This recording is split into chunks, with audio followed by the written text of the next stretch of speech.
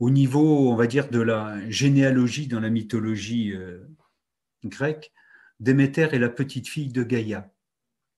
Donc Gaïa, c'est la première entité, on va dire, féminine qui est apparue et visible, on va dire, de notre point de vue d'humain mortel. Et c'est d'elle que sont nés les titans, la génération des titans, et ensuite des titans sont venus les Olympiens, donc là où il y a les dieux d'Olympe, donc Zeus et Déméter. Donc Déméter et Gaïa, c'est assez intéressant parce que ce sont deux marques bio, enfin en tout cas en France. Hein, je ne sais pas si Denise en Nouvelle-Écosse voit ces marques de produits alimentaires Déméter et Gaïa. Et donc l'histoire de Déméter, c'est donc Déméter étant une déesse, sœur de Zeus, le roi des dieux de l'Olympe. Hein, pour situer les dieux de l'Olympe, ils sont 12. Donc il y en a 6 qui sont de nature féminine et 6 qui sont de nature masculine. Et entre eux, quand on est dans la dimension spirituelle, il y a des relations qui sont de l'ordre de l'intime, on pourrait dire de l'ordre de l'inceste, mais on dirait de l'inceste cosmique et divin, qui n'a rien à voir avec l'inceste des mortels. Et donc Déméter a une fille qui s'appelle Perséphone. Et au moment où vivent Déméter et Perséphone, on va dire que c'est ce que j'évoquais tout à l'heure, l'âge d'or.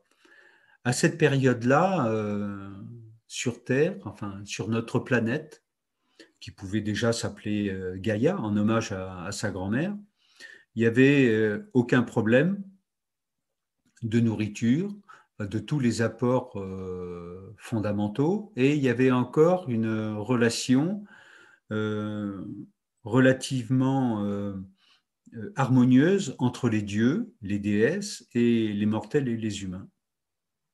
Mais là, l'histoire que je vais vous raconter, elle est uniquement entre dieux. Et donc Déméter a cette fille Perséphone qui est à l'âge où le drame, entre guillemets, où la trame se situe, Perséphone est adolescente. Et l'une et l'autre se promènent dans la nature, à la fois vierge et abondante, tout ce qu'on peut avoir avec euh, la mère nature, hein, d'une certaine manière. Et pendant que Perséphone est en train de se promener, pleine de joie, de gaieté, elle va passer à côté d'un arbre mort. Et au moment où elle va toucher cet arbre mort va tomber dans un gouffre et va entraîner Perséphone dans le gouffre complètement sous terre, très loin. Déméter perçoit le cri, donc tout de suite, elle se doute, l'instinct de mère, elle se doute qu'il y a quelque chose qui se passe pour Perséphone. Et quand elle va aller chercher Perséphone vers là où elle croit qu'elle est, elle ne voit plus rien parce que le gouffre s'est refermé et de nouveau elle voit l'arbre mort. Et donc Déméter pressent ce qui s'est passé mais sans pouvoir mettre des mots. Et donc elle va commencer à chercher sa fille. Et elle va faire une recherche pendant 9 jours et 9 nuits. Donc avoir les 9 jours et les 9 nuits, c'est d'un point de vue divin, d'un point de vue cosmique. Ça ne correspond pas forcément à une durée telle qu'on pourrait la voir, nous, maintenant, du 10 au 19 décembre. Et donc, pendant 9 nuits et 9 jours, elle va chercher partout Déméter, elle va l'appeler, elle va aller partout, partout dans la planète, partout sur la planète. Et pendant ce temps-là, Déméter va négliger le rapport avec son corps, c'est-à-dire qu'elle ne va pas se nourrir, elle ne va pas s'hydrater, elle ne va pas dormir, elle ne va pas se laver. Donc, ce qu'on dirait pour nous, tous les besoins fondamentaux vont être complètement négligés. Et en même temps que Déméter est dans cette quête dramatique pour retrouver sa fille, qu'elle périclite, que son rayonnement, on va dire, est en train de décliner, eh bien la nature autour d'elle suit le même régime. Et donc, jusqu'à ce moment-là, pendant ce cycle-là de 9, elle n'arrive pas à trouver sa fille et en plein désespoir, elle va aller interroger le soleil. Le soleil, lui, il est là-haut, donc ça peut être Hélios, hein, le dieu soleil grec, il est là-haut, donc lui, il est censé voir tout ce qui se passe à la surface de la Terre. Et donc le soleil, il va lui répondre, lui, parce qu'il a vu ce qui s'est passé. Et le soleil, il va lui dire, voilà, ta fille Perséphone se promenait, elle s'est appuyée sur un arbre mort, et sur cet arbre mort, enfin de cet arbre mort, elle est tombée dans un gouffre et elle a été entraînée par Hadès. Hadès est un dieu de l'Olympe, c'est le frère de Déméter, et c'est le dieu de l'intérieur de la terre. Alors, dans la traduction, si on pourrait dire judéo-chrétienne, on va dire c'est le dieu des enfers. Mais ce n'est pas tout à fait ça, parce que la représentation souterraine du monde grec n'est pas tout à fait la même que celle qui est judéo-chrétienne. Donc, dans la représentation grecque, le monde souterrain existe et il a sa place, parce que c'est de là que vient énormément de nourriture, et c'est là aussi où il y a le passage et la transition des âmes de façon à faire leur transmigration. Soit elles passent, soit elles ont une sorte de purgatoire, soit elles arrivent à se purifier. Et donc là, c'est le drame. Ça en rajoute encore au drame de Déméter et qui, elle, va savoir à qui s'adresser. Donc elle cherche à s'adresser à Hadès et elle lui demande, mon frère, je te demande de me rendre ma fille Perséphone.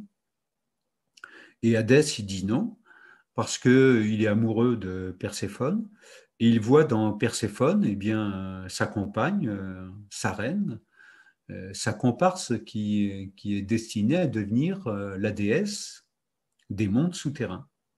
Donc pour Hadès, c'est irrémédiable et c'est pas négociable. Et donc Déméter se retrouve en grande difficulté parce qu'elle connaît le caractère d'Hadès.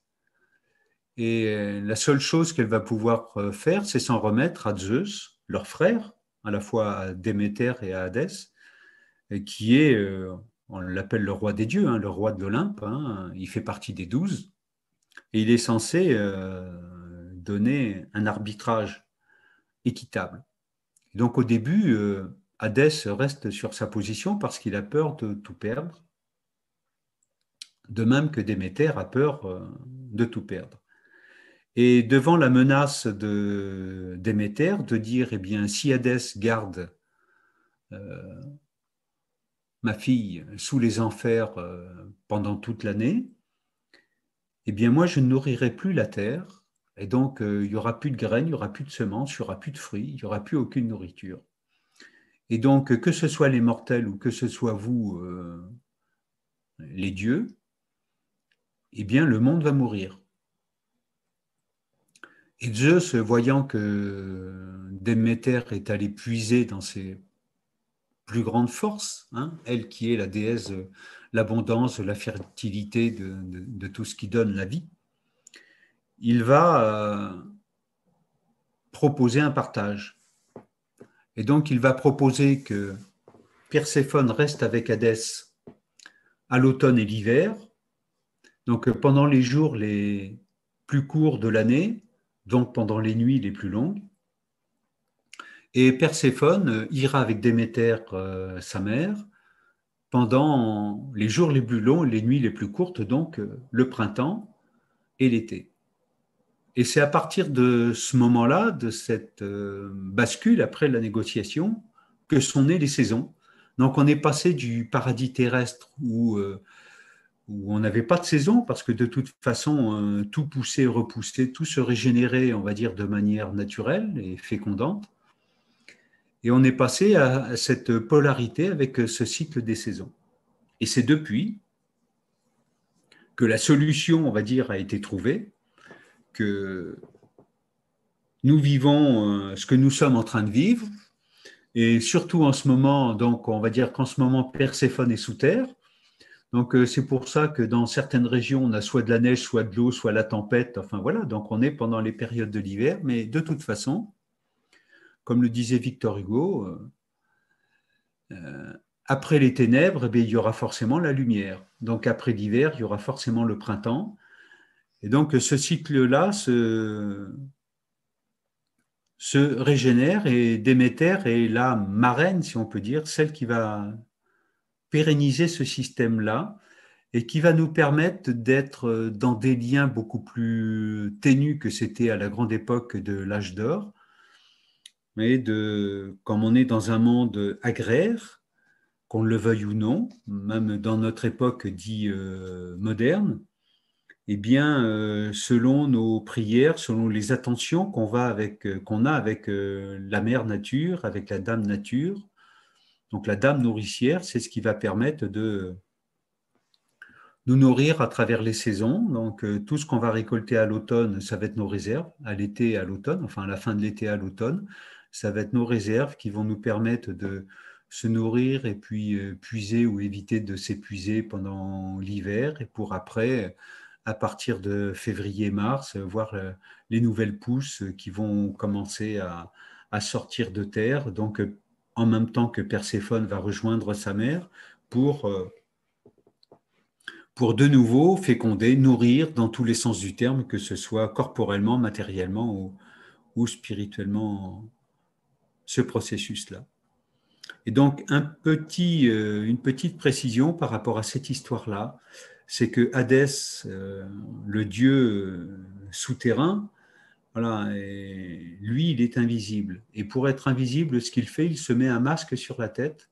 Et à partir du moment où il se met le masque sur la tête, il est invisible. Voilà, c'est des choses qu'on voit parfois dans des films de science-fiction ou des films fantasy qui sont complètement puisés à l'origine de cette histoire-là. Et c'est ce qui peut amener à saisir l'idée que les dieux souterrains, bien souvent, ils se manifestent à nous de manière invisible. Et on va plutôt être dans un domaine de perception plus subtil. C'est, on va dire, une petite parenthèse à ce que j'avais développé avec les intelligences non humaines intraterrestres, hein, pour saisir cette subtilité. Voilà, par rapport à ce que je voulais dire sur l'aspect de Déméter, la mère nourricière. Donc, si tu veux bien passer à la 5, la suivante, Constantin, s'il te plaît. Voilà, à travers tes personnages hein, qu'on a de Déméter. Hein. Donc, la figure centrale, c'est une statuette préhistorique. Donc là, on est vraiment dans l'expression archétypale de l'abondance. Hein. Donc, de l'abondance de tout ce qui est nourricier, donc forcément féminin, donc avec la générosité. Donc, à travers ce personnage féminin qu'on reconnaît bien avec la vulve, hein, qu'on retrouve dans plein de statuaires préhistoriques et puis aussi plus culturellement prononcé selon les civilisations, c'est celui qu'on va